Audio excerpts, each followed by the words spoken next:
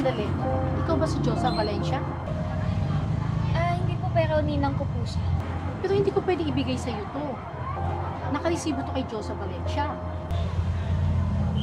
Pero sa tatay ko po kasi yung cellphone na yan eh. Binigay na po sa kanya dati, napunta lang po sa ninang. Pero hindi ko pa rin pwedeng ibigay sa inyo to. Kasi si Josa lang ang pwedeng mag-claim nito. Ma'am, baka pwede naman natin pag-usapan to. Sir, hindi po. Pasensya na.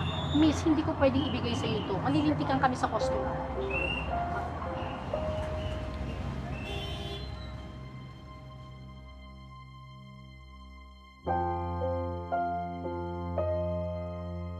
Ma'am Giselle, hindi pa rin talaga ako makapaniwala eh.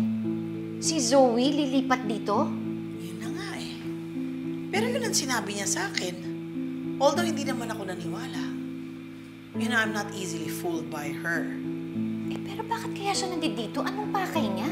Yun na nga eh. Hindi ko din nga alam kung ba't siya nandito. Alam ko kung sino ang pinag-uusapan ninyo. Si Zoe, di ba? Chang, Tama? Chang, huwag niyo sabihin na nakita niya rin po si Zoe dito? Aha.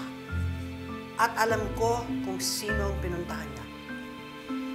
Sino? Si Doc Linton. At nagkita na sila. Teka, Chang, sandali, naguguluhan ako eh. Si Lindon ang pinunta niya dito. Pero bakit siya pumunta dun sa opisina ni Carlos? Ma, Yusta, ang alam ko, si Lindon ang pinuntahan niya rito. Alam mo, Lynette, something's not right.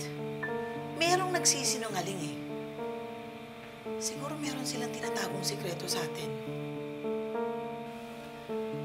Baka pumunta si Zoe dito dahil kay Carlos.